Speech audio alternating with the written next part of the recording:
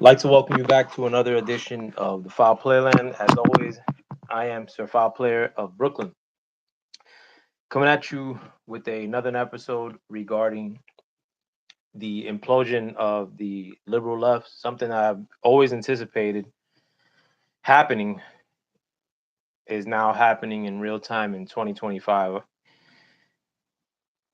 As a side note, for some reason, maybe because 2025 sounds like a nice round number as far as years go. I had a good inclination that this year was gonna be lit, and it's we're still in the month of September, and there's been no shortage of craziness that has gone on within this calendar year. But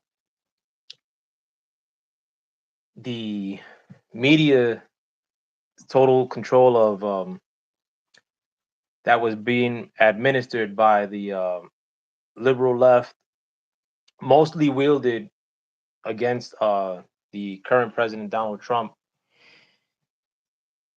Some of that control is being wrestled away or being melted away. I mean, like a lot of people are not tuning into TV any longer.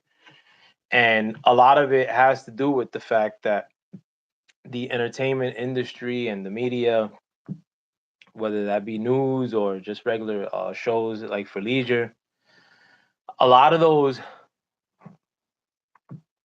apparatuses that we grew up with, watching TV and whatnot, um, have gone full bore into putting their reputation in one in that would put them at odds or with Donald Trump or with conservatives or with Republicans, and they've done everything in their power to kind of demonize some of the people that I just mentioned, and a lot of like their real function at the which is like entertaining the people that are watching it has kind of gone out the window. Like I could name you shows that are institutions like Saturday Night Live, like the Tonight Shows, even Jimmy Kimmel's Tonight Show, which is a newer one.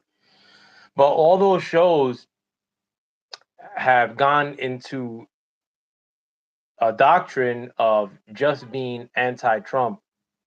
As far as their jokes, as far as their political stances, and this is a new phenomenon, even though it's been long running. I mean, it's long running since like 2015 or maybe prior to 2016. I wasn't watching a lot of these shows at that time, like Saturday Night Live or the Tonight Shows, which is something, I mean, I would do routinely. I would do that almost every night. I would never miss a episode of Saturday Night Live up until like the year like 2000.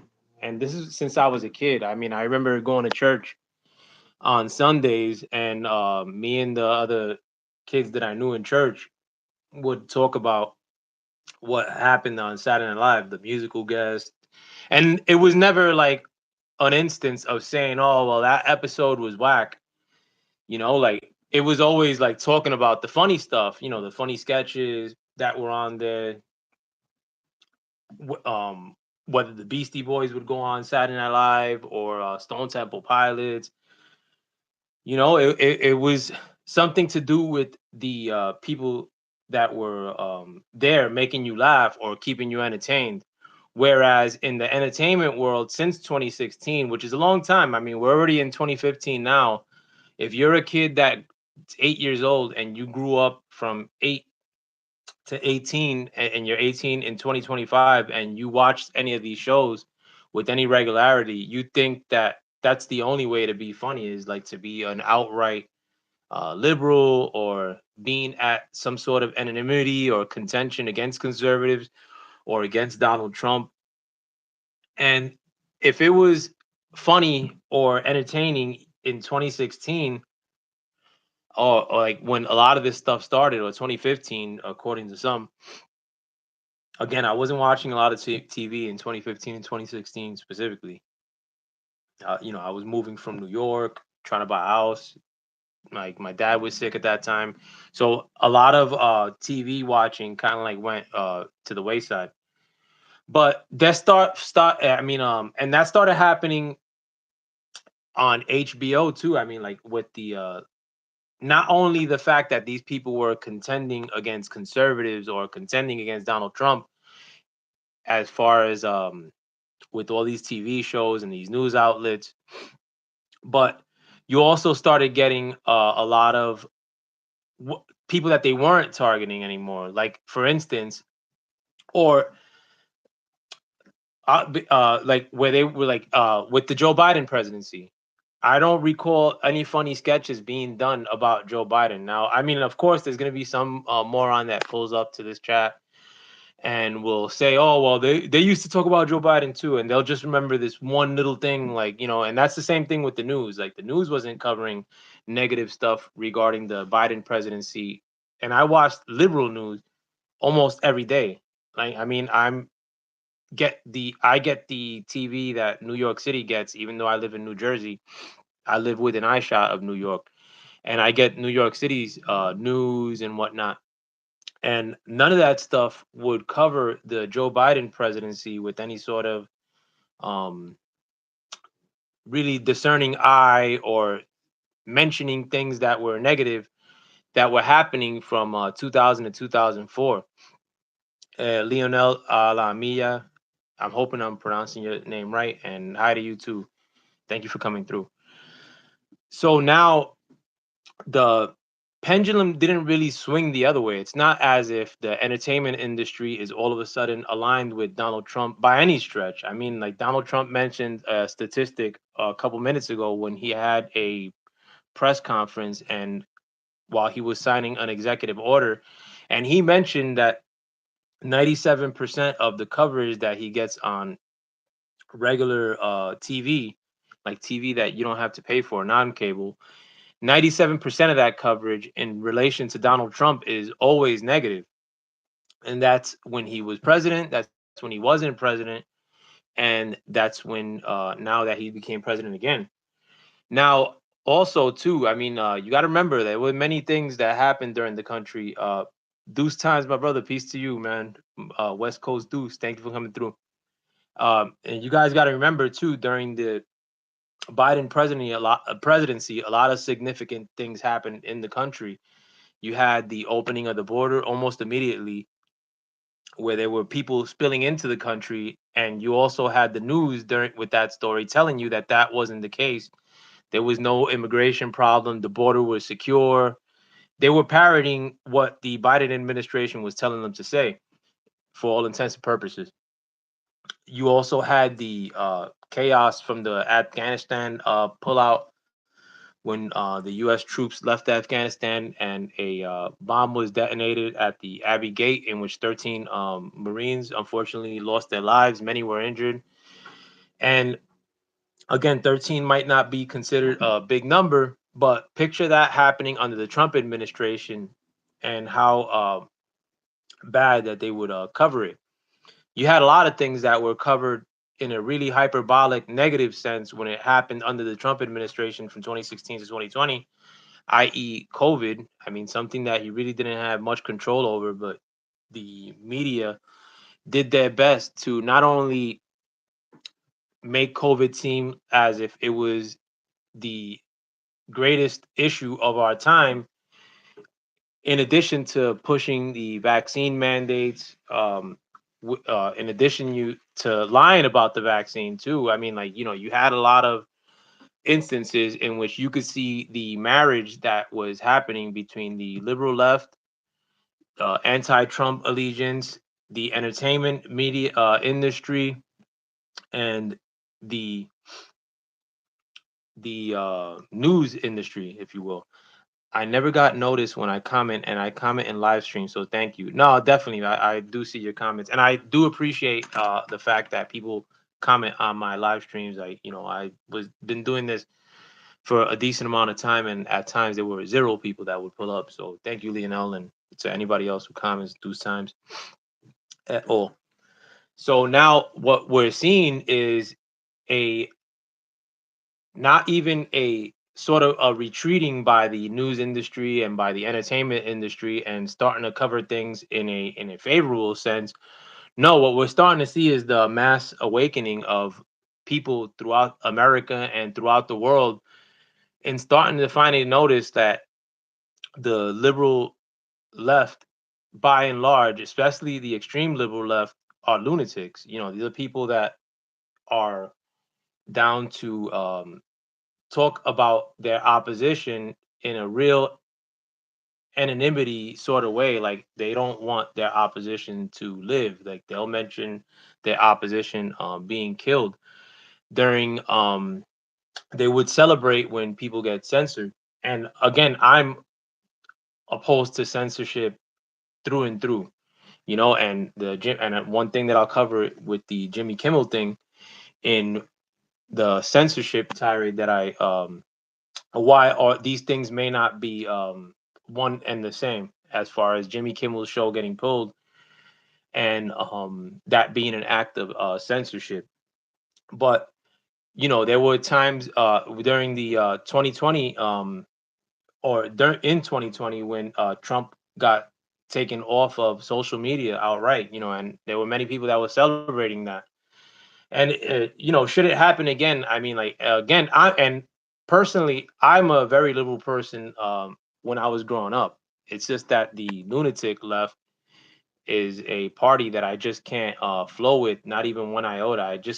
I think that they should, especially the extreme liberal left, should be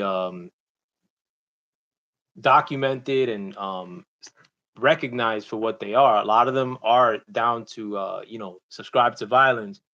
um they don't want to debate. You know, it's basically, you know, submit or die.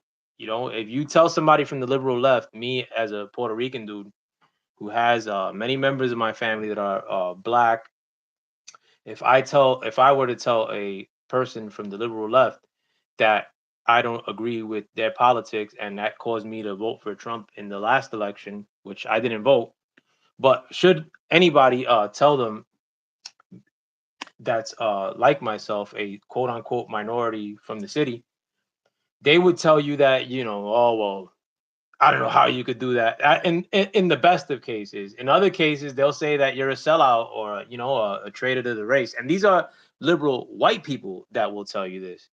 Again, you know, like, and we got to start coming to the realization in this country that we have a big problem with liberal white violence. It's a phenomenon that doesn't get covered that often, and it's something that should be looked at in a very suspicious way.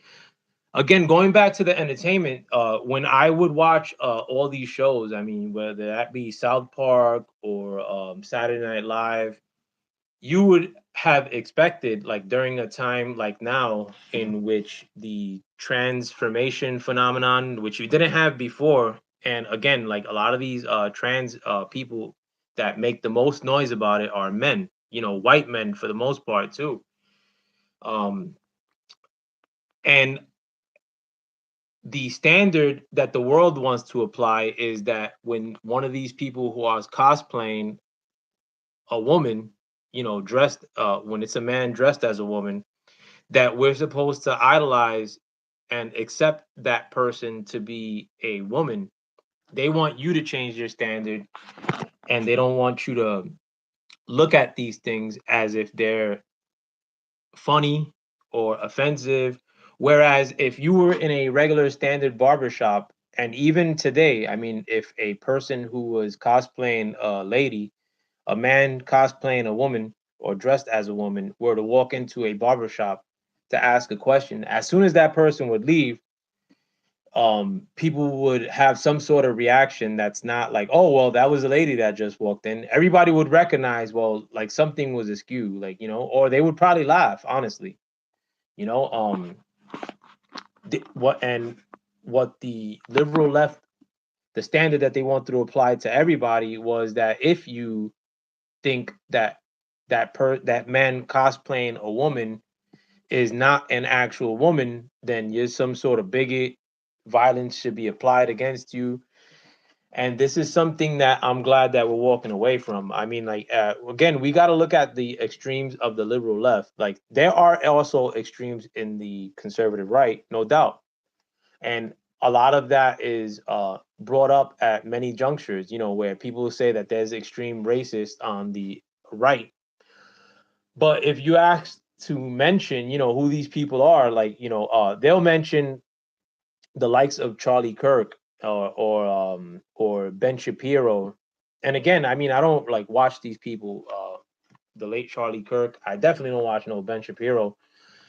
But the fact that you even have, like, if you're an established person on TV and you oppose liberals, then that automatically, I mean, if you look up your Wikipedia on like Charlie Kirk, they'll mention him as far as the like a white nationalist or some crazy term like that. Now, if I were me, a Puerto Rican dude, like from New York City, like, and I were looking at the information on like the late Charlie Kirk or one of these conservative pundits that you see on online or on TV, then my first reaction, I mean, in spite of the fact that I don't agree with men cosplaying as women, in spite of the fact that I don't agree with migrants entering into America in mass, I may feel a way and say, oh, well, like, this person's a white nationalist according to their Wikipedia. So how could I, like, as a hood New Yorker dude, like, as Puerto Rican, subscribe to any of these people? And that's a valid argument, like, but the thing is that anybody who doesn't agree with liberals gets automatically put into that term. I'm telling you from like my reactions on YouTube, whether that be on jumping on people's panels or commenting things that are opposing to liberals, i.e., saying that I wanted Trump to win rather than brain dead Kamala or brain dead Biden, they'll say, "Oh, well, that's probably because you're racist," or like they'll frame it in that sense. It's the one scarlet letter that is always attributed to conservatism in America and maybe and in Europe as well. And I've lived in Europe for a couple of years, and it was the same thing, like where there was no conservative movement in Europe when I was there. I mean, like the conservative movement seemed to be like something that wasn't publicly broadcasted, and I started seeing the same things happening in America, where like being a conservative, you had to kind of like keep that on the quiet in a sense, and at that's slowly I feel like, and a large part of that has to do with the death of Charlie Kirk or the assassination murder of Charlie Kirk. You're starting to see a little bit of wow, like that, like or some recognition that the liberal left, it's not all about peace and love. Just because the liberal left comes with the flag of rainbows and love is love and we just want to love each other, there's nothing about the liberal left. I mean, like you look at them. I mean, look at how they talk. Like it seems like a movement where it's just about pointing out things that they hate. I mean, I don't think that there's many places in America right now in which people of the rainbow variety or where there's overt racism happening at in where it's like just creeping into people's lives because they happen to live somewhere that's just extremely racist. um what if that, I'm not going to say that this doesn't exist at all, but it's not a prevalent issue like it's dressed up to be. And a lot of times, like the people that are freaking out about that issue the most are either uninformed morons that want to introduce that into the conversation at every turn, or normally liberal whites that behave as if they know better and they think that they know of racism that exists against Latinos or against the so-called black community in America, and that they're fighting against this great evil, even though they can't really point out hard evidence of where that great evil is exist, or where that evil is presenting itself in our everyday lives. And again, I mean, I talk to many people that are conservative of all nationalities. I mean, at this stage, and again, I travel to many places that are what one would consider conservative, and I don't get much flack from people that are conservative, in spite of the fact that I don't look like I'm from Maine when I go to Maine, and I go to hick parts of Maine, and I'm a Puerto Rican dude. Everybody out there dresses very drabby. I don't really. I dress, whatever. But you could tell I'm not from Maine when I go up there, and people don't give me that kind of ire that I expected as a New Yorker who didn't travel much, um, and didn't see the world. I expected that I would be lynched, if I were out past sundown in a lot of these places. And honestly, from what I've seen, like with my interactions with people who are more on the conservative side of these things, is that they don't want anything to do with being associated with racism, and that's facts.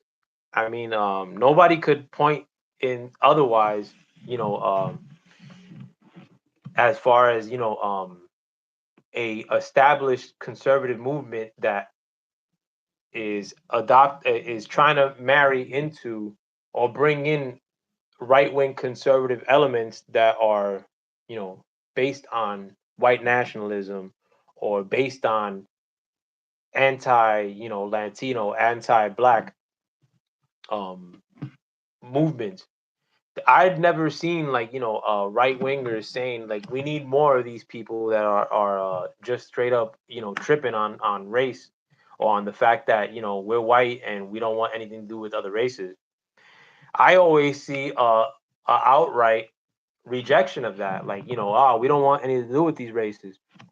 When you talk to conservatives, and a lot of them may feel away. I mean, but there's like, you got to like really understand that there's many racist liberals. In fact, I feel that a lot of the people who are liberal, who feel that they know better, or that they know how life should be for black people, and how life should be for Latinos, or how they don't really prop up any black and Latino people when they like black and Latin people are running things on the conservative, I mean, on the liberal left in Congress, whether that be in the Senate, any real, body of government, or any executive movement, like that gets propped up, isn't usually of so-called minorities. And a lot of times these are industries that, again, are controlled by the liberal left.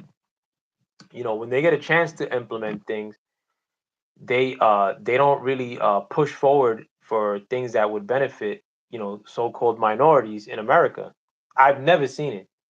Besides demonizing white people, I don't see one semblance of something that liberal whites do that is trying to prop up black and white people.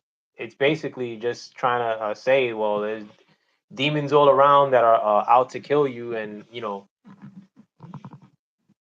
that's the biggest fear that you have. Again and again, like a lot of times when you're a so-called minority like myself, I didn't leave more than, I mean, at times there were months that I wouldn't leave my little street in Sunset Park, Brooklyn, for months. I was stuck on my block, hugging the block. Um, so, and there were be sometimes months that I wouldn't see a white person. Um, Yet you talk to a lot of people in my neighborhood, Sunset Park, Brooklyn, and they'll be quick to point out racist whites and these are people that don't even interact with people outside of their little neighborhood. And we're living in a time where people barely interact face to face at all anymore. So I really don't see it. But what I will testify to is that when you talk to conservatives outright, they don't, they may talk, amongst themselves on some racist shit, and you don't know. I mean, you're right. I mean, everybody's racist at this stage. I mean, like, and everybody has conducted some sort of racist talk, especially behind closed doors.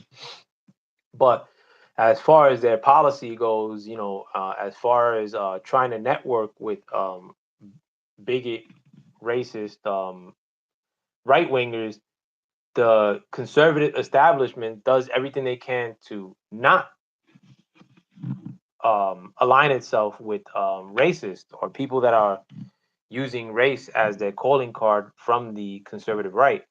Whereas with the liberal left, if you go like to the extremes of the liberal left, you know, Antifa, where or conversations, if you guys don't know who Antifa is, which Trump just designated Antifa as a terrorist organization, these are people that dress in all black, that look like they have some sort of semblance of organization, funding, but they cause a lot of terror in America. I mean, and when you talk to a lot of liberal politicians, like Joe Biden was asked during his 2020 debate with Trump about Antifa, and he said that Antifa is just an idea, basically saying that it's a figment of Trump's imagination and that they don't really exist.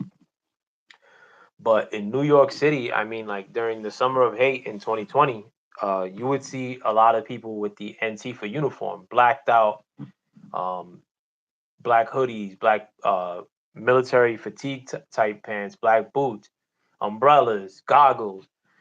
And if you look at videos of these protests, it's usually these people that are dressed in these kind of outfits that are causing the most damage or getting things riveted up. There were instances in which these people are in Crown Heights, my other love as far as neighborhoods go.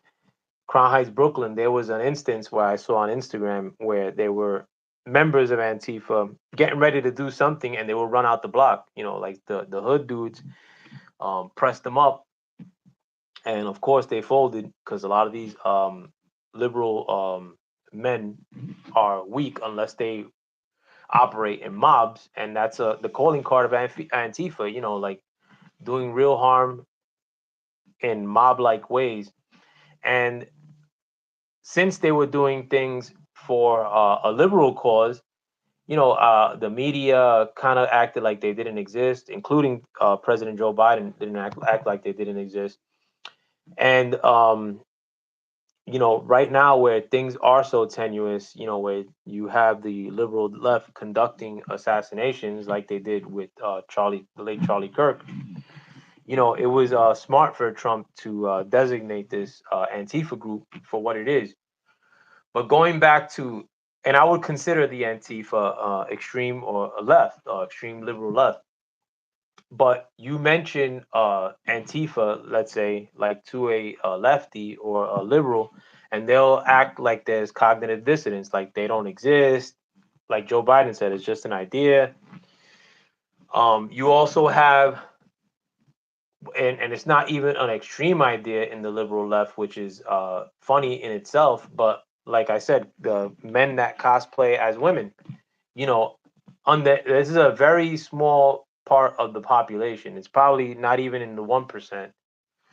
But the liberal left has adopted, the most extreme parts of the rainbow community, um, i.e., whether that be the Transformers or also there were instances in which these people, when they try to make the LGBTQ plus community, a lot of those pluses had to do with people that are attracted to minors, or what they call MAPS, minor attracted person, and they do it under the guise of, well, you can't stop somebody from loving who he wants to love. So if a adult male wants to love a person who's not of age, then you're a bigot for stopping him from loving who he wants to love. And this is the policy of the brain dead liberal left or the radicalized liberal left.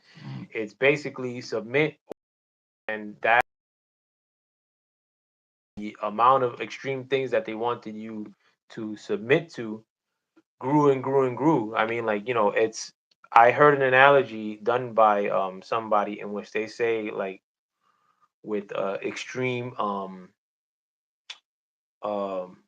Muslims, for instance, if you were wearing a burqa and were covered head to toe as a lady, and you had a little bit of hair coming out of your burqa, then you were like a piece of shit. And it's funnily enough, I mean, like, a side note, but the liberal left has also adopted the causes of the extreme Muslims, if you will. And again, extreme Muslims are a lot bigger of a problem, whether that be in Europe, America, than there are extreme conservatives. I mean, extreme Christians. Like, extreme Christians, I mean, it was there were instances of them shooting up shit in the past. I mean, like, and even those stories could be looked at with a grain of salt, like, now in 2025. But one, those things don't happen at that rate like you do with people from the extreme left, i.e., transformers that are shooting shit up. Like, recently, there was a shooting in a Catholic school, a Catholic church, that was conducted by a person who was cosplaying, a man who was cosplaying as a woman. You know, and again, these are things that in the liberal left, it's totally cool to talk about. Trump uh, having his life ended, for instance.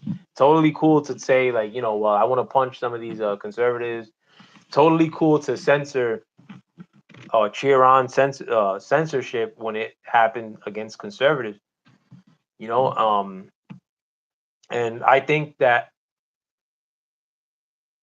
uh, we're at a time right now where people, in a sense, were shaken up by the Charlie Kirk assassination and are now starting to notice, like, oh, well, shit, I didn't know that Antifa existed. I didn't think that a person who was cosplaying as a woman, a man cosplaying as a woman, who is always being portrayed in the media as this, more lady than a lady is. Like, the Transformers are, and I've heard liberals say that in debates. Oh, I know a person who's a Transformer who's more of a woman than I am. And they'll say, like, a liberal white woman will say it. And a lot of our problems happen because of liberal white women either taking the balls off their men and making them submit to politics that they would never adopt in front of other men, and liberal white women kind of planting themselves in the positions that are normally attributed to men.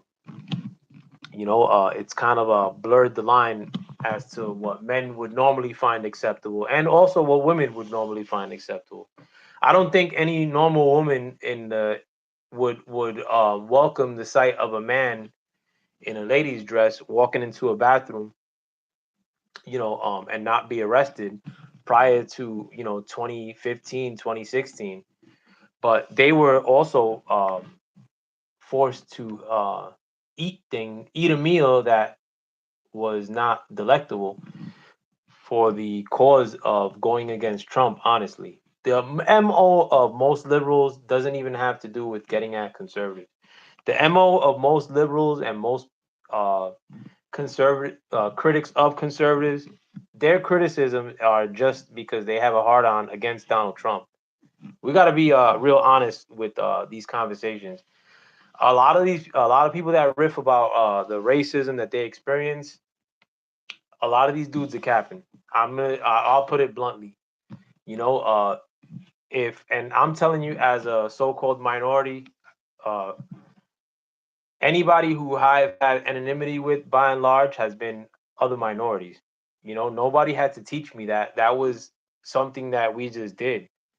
And that problem remains the same. We're our own worst enemies in many ways. Now, you could chalk it up to whatever you want to, like, the education ain't shit. Well, I mean, like, I don't see many so-called minorities pulling our kids out of school. I did.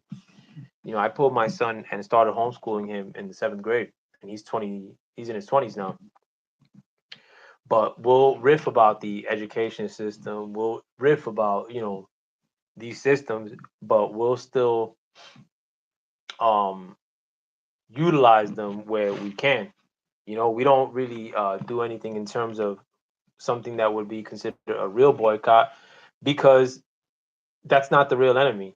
At times, I think we're so screwed up as to who our real enemies are in this country, especially when it comes to so-called minorities. That we really need some centering back into some sort of logic, and I think that's happening because of how bad things are. Nobody right now is doing well, like whether that be financially or having a good time. Like, I don't see many people right now saying that 2025 is so great, that we're living in the 2020s and this is the time to be alive. I don't hear none of that shit. But um, let me talk about the Jimmy Kimmel situation. I didn't watch Jimmy Kimmel much as far as the late night show goes. I would watch it a little bit when he first started, when he had Uncle Frank. His uncle was a contributor to the show. It's like a security guard.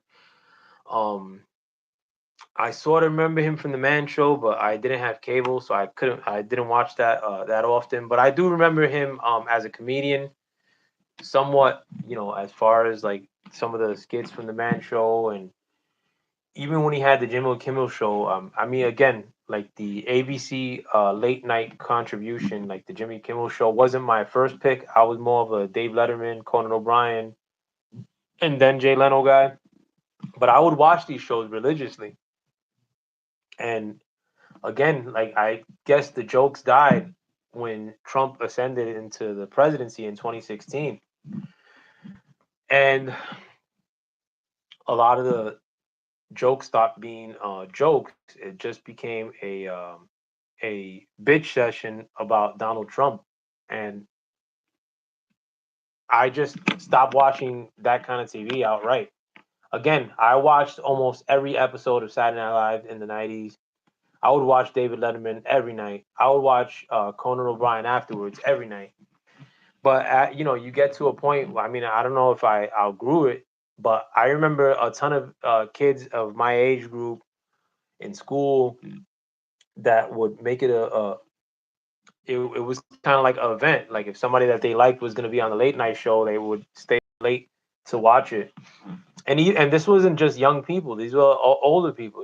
Like, I remember people that were my mom and dad's age that were watching these shows because a musical guest from the past, Santana or the Rolling Stones, were gonna pop up into one of these shows, and you would watch the whole show because you didn't want to miss when the guest that you liked would come through.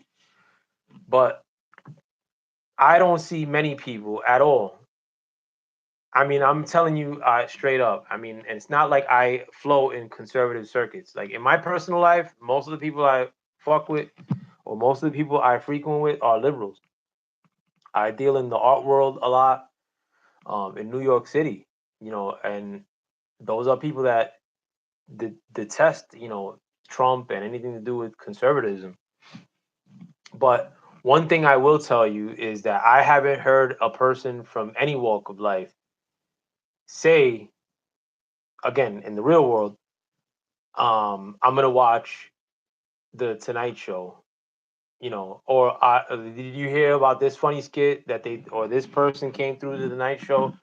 The Tonight Show, or those entertainment as a whole. I was telling my wife this yesterday, has kind of taken a stance of being over the top offensive against Trump, but over the top also try to not be offensive against anybody else unless they're conservative. Like, they don't really go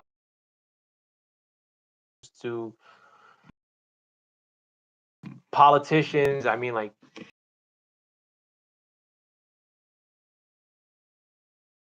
they would make fun of you.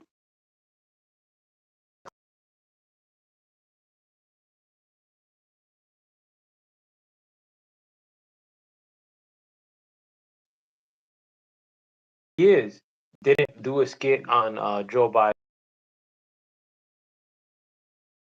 material to make fun of Joe Biden.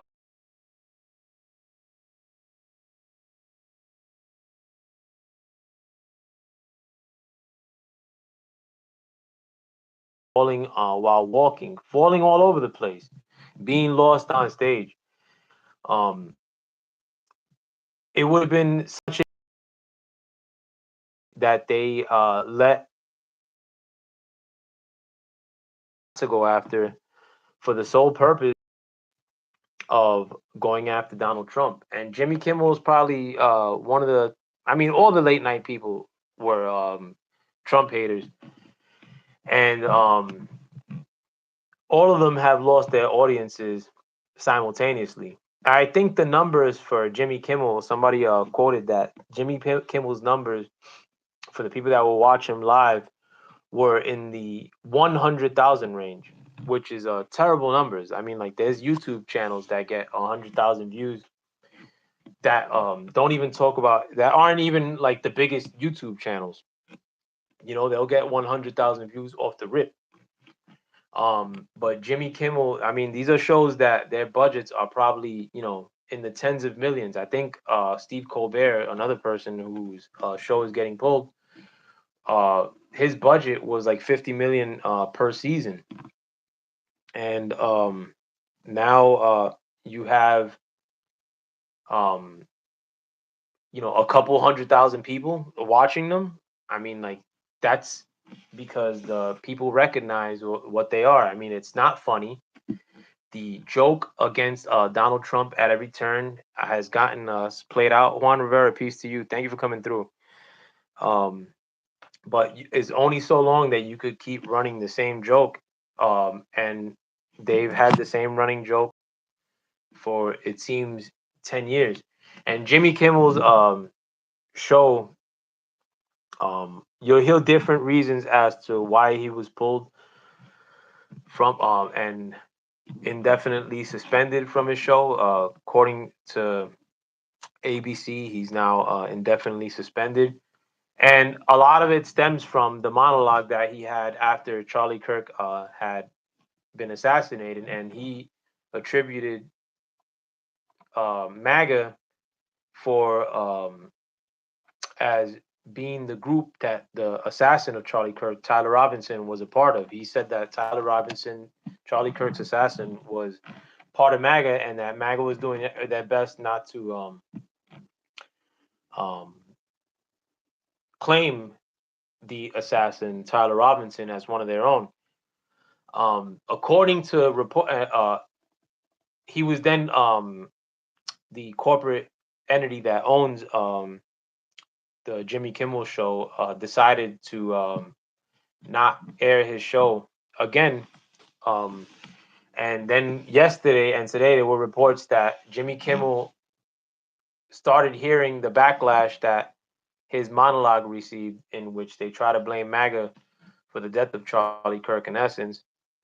And according to some reports, he was intending on doubling down on that same rhetoric, saying, like, you know, well, basically, I know you guys are pissed off that I said that, but screw you, screw MAGA, whatever. And that he was then indefinitely suspended. I don't think he's coming back. I think they probably used that as an excuse to not bring him back, because the show does so poorly. And I think late night as a whole is probably going to be something that we don't no longer have. I think that all the Tonight shows are either going to disappear because these networks have gotten so vested into being anti-Trump that they're not going to swing the pendulum in the other direction and start bringing conservative hosts to host these shows.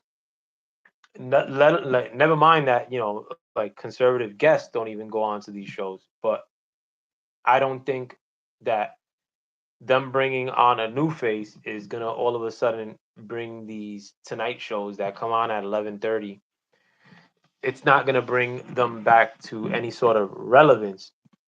I think that the entertainment industry as a whole, in wagering themselves against Trump at every turn, have kind of like made people just turn away from that entertainment, you know? Like, and that's with music in general. Music has done the same thing. Nobody's checking for these artists nowadays. Nobody. There's not one popular artist that's out right now. I mean, maybe Taylor Swift, who people go nuts over like that. I gotta go to their concerts, or and it's because all of them are politicized. And Taylor Swift is relevant because a lot of the rainbow contingent are nuts about her just as much as little girls are. But outside of that, you know, there's not many people in the entertainment industry who are just adored like they were in the 80s and 90s when I was a child. And a lot of them, I mean, like they lost their ability to laugh. Like they lost their ability to not make things political at every turn. And the results are showing. I mean, like most people are entertained by regular people like you and I. Most people are turning to YouTube and social media for their entertainment and are uh, not tuning into regular TV. And uh, uh, going back to Jimmy Kimmel, I mean, I normally wouldn't celebrate somebody being censored, and I don't consider what he's going through as censorship. I believe what he's going through is the fact that people aren't buying what he's selling, that people just don't like him any longer. People find them not funny, people find them not entertaining, people find them way too politicized. And I could see the same fate going on to the other shows. Now, his voice in essence has been taken away, so it's a degree of censorship if you want to contend that notion. But right now, Jimmy Kimmel, in addition to the liberal left, has shown such a hate for conservatives and anything that they would consider as somebody not submitting to their ideology as being their enemies. Um, that right now, what we're having between the liberals and conservatives in America is an outright, tit for tat or war. Where conservatives in the past were like kind of like taking the high road and saying, we don't want to stoop to that, or we don't like, I would consider in the 2020s, people would in the conservative movement would make a philosophical argument as to why nobody should be censored. Whereas I consider somebody in the liberal left in the 2020s to say, like, well, my enemies all need to be censored as their MO. But now with, I mean, I don't know if this is attributed in part to the Charlie Kirk assassination solely, but we are where we are right now. And I think a lot of people like are looking at things as, you know, I in the conservative right, or, people that were center left, center right, who are now walking away from the liberal movement as the liberals are a real problem. And the liberals need things done against them, i.e., Kimmel show being canceled, even if you are philosophically a anti censorship enthusiast or believer, that you are now saying to hell with Jimmy Kimmel um, getting his show canned, even if I don't know the details of why he got his show canned. But just because he's a liberal, or just because he took that stance with the Charlie Kirk assassination, he could go to hell. And I think that that's kind of like the first of entertainers kind of getting shit canned because of their hyper liberalism. It's the first one of them kind of like receiving a fate of having their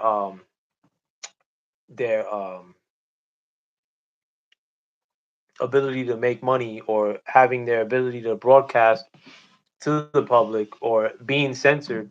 It's the first like real big example of somebody from the left kind of receiving that sort of treatment.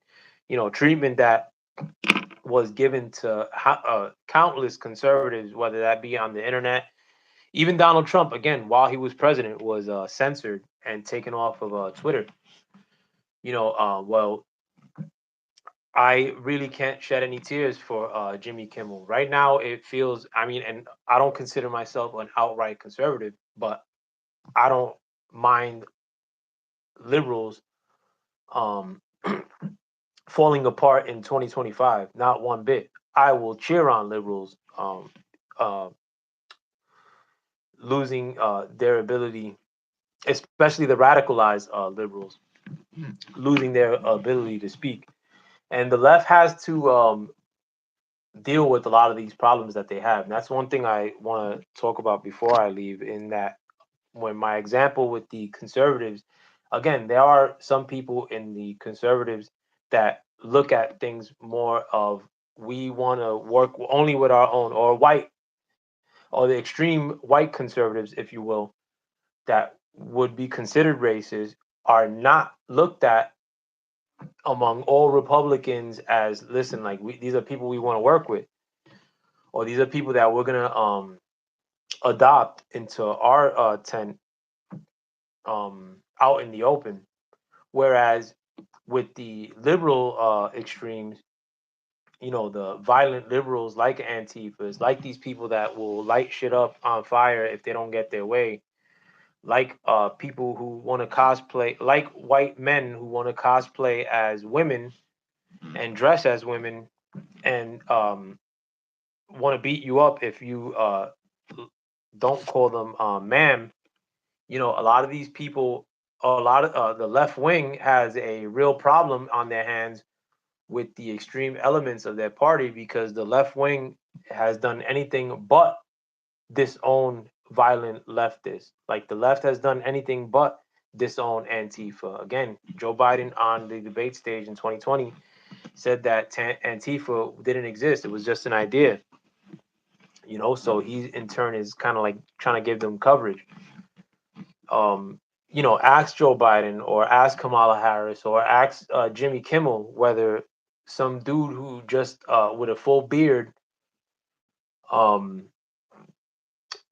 would post up anywhere, like on their radar, and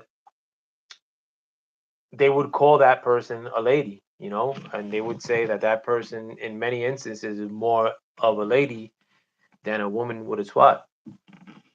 And the liberal left has a problem of what they have on their extremes, which are a lot of the craziest people walking around in 2025. The conservatives don't have a PR issue like many people think they do.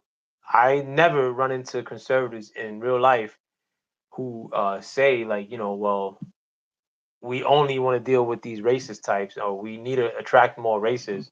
They usually try to repel racists in 2025. Whereas the liberal left, they'll try to gaslight you into thinking that there are no extreme elements within the liberal left. But with that, I hope you guys have a wonderful evening. I hope you guys have a wonderful weekend. Do keep your head about you. Listen, things could only get better.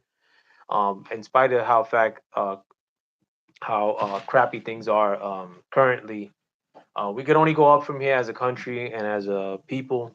Uh, we are waking up in mass, it seems, and I'm glad to be alive in 2025 to witness all of this as it's happening. But with that, I want to thank you guys for stepping into my channel with me. I am Sir Foul Player of Brooklyn, and you are in the Foul Playland. Do please help me grow this channel by sharing, subscribing. With that, I'm out. Peace.